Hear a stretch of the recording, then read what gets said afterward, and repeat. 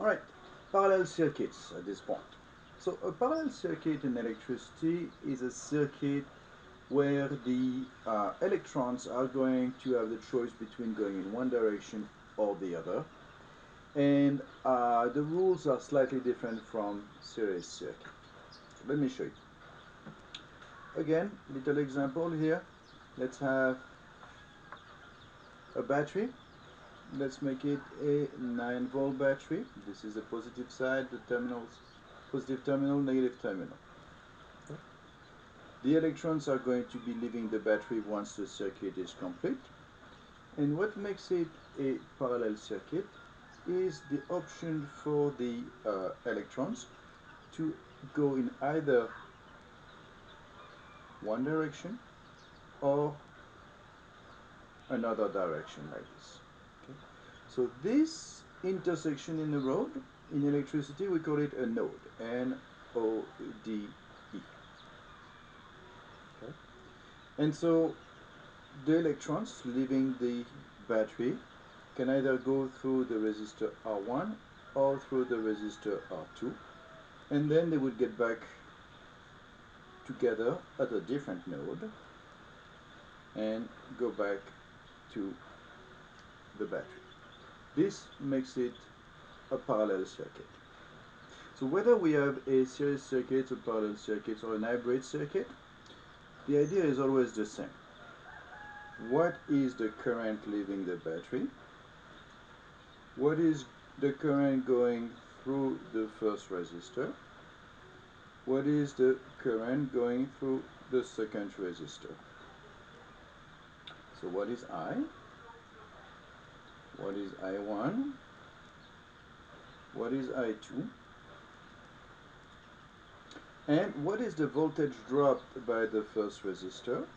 So again, we're going to call it VR1. And what is the voltage dropped by the second resistor? And we're going to call it VR2. So what is VR1? What is VR2? Solving a circuit is basically answering all those questions. In order to answer those questions, we need some information. So we need to know, obviously, the voltage available from the battery. It's 9 volts. We need the resistor value for R1, and we need the resistor value for R2. So I'm going to, despite the choices I made in the series video, I'm going to make the value of those resistance here a little bit easier to demonstrate a few points.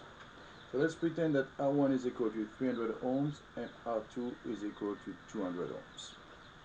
Okay? So, the usual. We're going to start by first calculating the equivalent resistance. Equivalent resistance.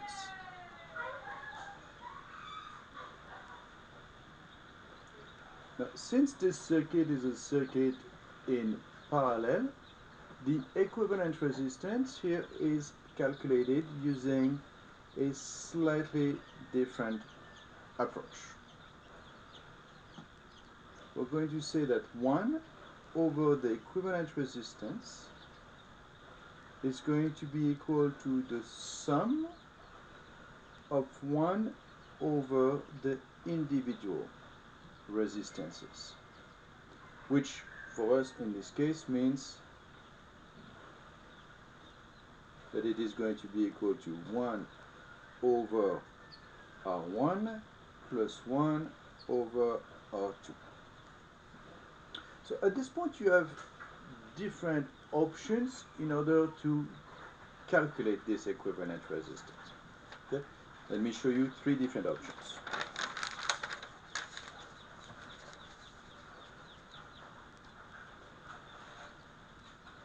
Option 1.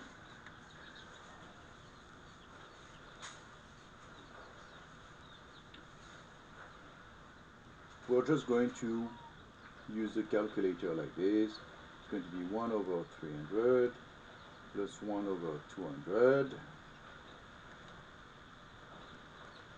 Alright, so 1 divided by 300 plus 1 divided by 200.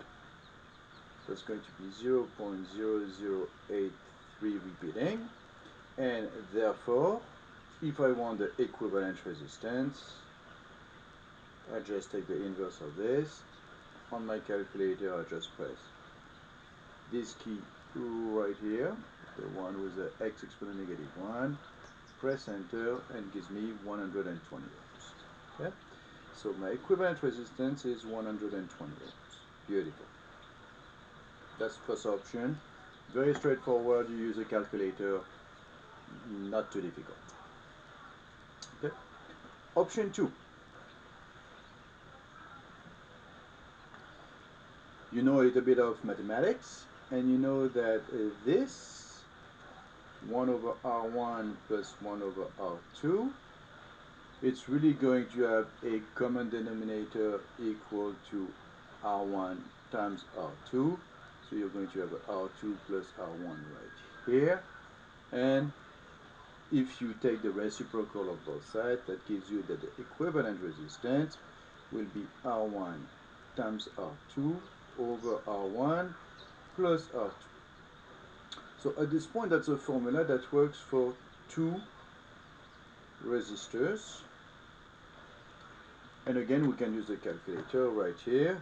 We could have R1 times R2, so 200 times 300 divided by R1 plus R2, which is 500. And I put a parenthesis right here where it didn't belong, so let's do it again. 200 times 300 divided by 500, and you get 120 as well. Okay, so this is what we expected. The equivalent resistance is also equal to 120 ohms. Okay, let me show you a third option that will hopefully appeal to the more mathematically minded people watching this video. And that option will be to use the fact that if the two resistances are equal in parallel circuits, let me show you. If you have a resistance, let's call it R right here, and another resistance, let's call it R right here. According to the formula above, the equivalent resistance to those two will be R times R over R plus R, which essentially means that it's going to be equal to R squared over 2R, or just R over 2. So if the two resistances are equal, the equivalent resistance is just equal to half of one of them. We can extrapolate to that and say that if you have three resistances like this that have equal values, then the equivalent resistance will be R divided by 3. If you have 4 of them, it's going to be R divided by 4. If you have 5 of them, R divided by 5, etc. So you might say, wait a second, in this example, though, we have 200 ohms and 300 ohms. So how does that apply? Well, let me show you.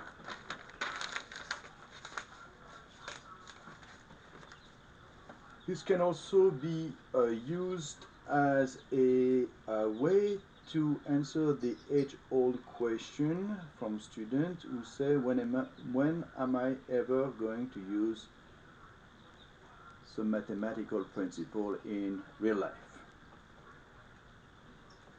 Well, right now. So you might think, well, just a second, 200 ohms, 300 ohms, they are not the same, so I cannot just take half of this or half of or take the average. That would not work. What you can do, however, is say that this 200 ohm resistance and 300 ohm resistance are themselves equivalent of others. So ask yourself this question: what is the least common multiple of those two? Let me remind you that multiples of 200s are 200, 400, 600, 800, etc. Okay? What are the multiples of 300? 300, 600, 900, 1200, etc. etc. So what is the least common multiple? Well, 200 times 3 is 600, 300 times 2 is 600, so 600 ohm will be the least common multiple of those two. And it's useful in the following way. If I replace this 200 ohm resistor by 1, 2, 3,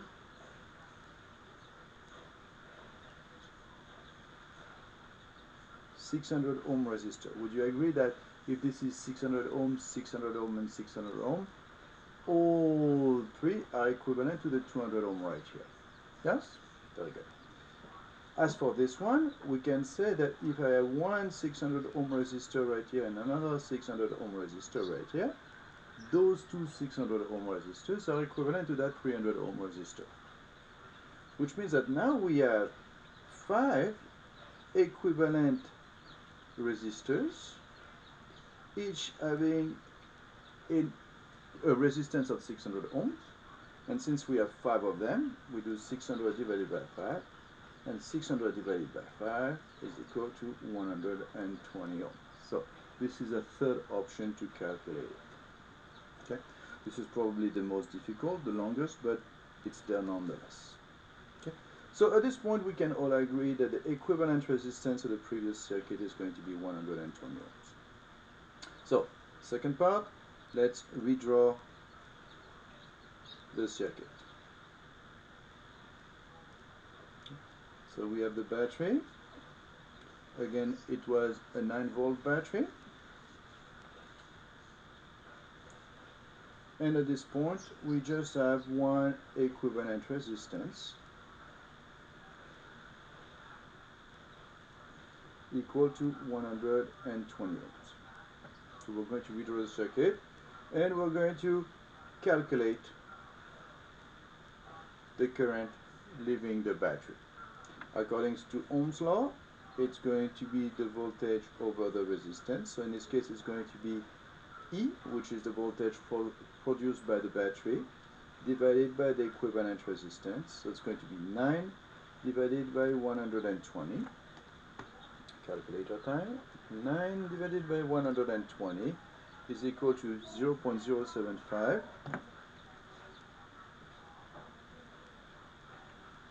Also equal to 75 milliamps. Okay, so the current is 75 milliamps. So let's draw the original circuit again. We had our 9-volt battery right here. We now know that we had a 75 milliamp right here. It went through the first resistance R1 and the second resistance R2. We have a node right here, we have another node right here, and we have the circuit. So R1 was 300 ohms, R2 was 200 ohms. The question now is, how do we calculate the current through I1, and how do we calculate the current through I2? Well, in order to do that, we need to refer back to Kirchhoff's voltage law. Kirchhoff's voltage law says that the sum of the voltage of the sources is equal to the sum of the voltage of the loads. By itself, that statement, which I made in a series video, is true for the series video, but it's not true here anymore. I should add a little caveat, which is that this is true in a loop. What does it mean? Well, it means that this statement here will be true when the electricity goes into this loop right here, or when it goes into the outside loop right here. In other words, if I call this loop 1 and this loop 2, we can say that in loop 1, the voltage of the source is still the 9 volts, and in loop 1, the voltage drop is this one, which is VR2. And in loop 2, we can say that the 9 volt, which is the source right here, is equal to VR1. In conclusion, and this is what you can do from now on, you can say that when two loads are in parallel, they will drop the same voltage. And if you need to justify that, you can always quote Kirchhoff's voltage law. Okay? So we now know that VR1 is equal to VR2 is equal to 9 volts. We have one more thing to do in order to calculate I1 and I2, and that is to use Ohm's law. So let's use Ohm's law one last time to calculate the current. I1 is going to be equal to VR1 divided by R1, and I2 is going to be equal to VR2 divided by R2, which is going to be equal to 9 divided by 300, and that's going to be equal to 9 divided by 9 divided by 200. Okay, so let's calculate all of this. 9 divided by 300, that's like 9 divided by 3, so 0.03, and this is like 9 divided by 2, so it's going to be 0.045 amps, which is also equal to 30 milliamps, which is also equal to 45 milliamps. Okay. So let me draw the circuit one last time. So we had our 9 volt battery right here. We had our 75 milliamps right here. We have our first resistance right here, the R1, which was 300 ohms. The second resistance right here, R2, which was 200 ohms. We have a node right here, we have the other node, and it goes back to the battery right here. And here we calculated that we're going to have 30 milliamps, and we calculated that right here we have 45 milliamps. So I want to point out one last thing before concluding this video lecture, and that last thing is about Kirchhoff's again, but this time it's going to be Kirchhoff's current law, not Kirchhoff's voltage law. Kirchhoff's current law says that all the currents entering a node are equal to all the currents leaving the node.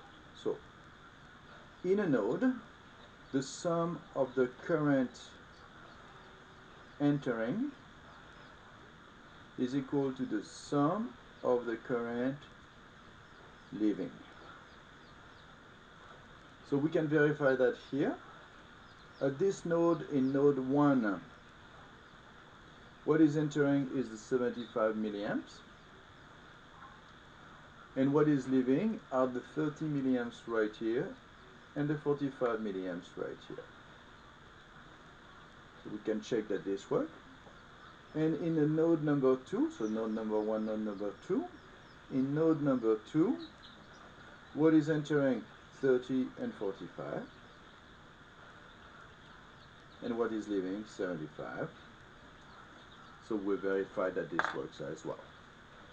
I hope that was helpful, and I will show you other examples in an hybrid video.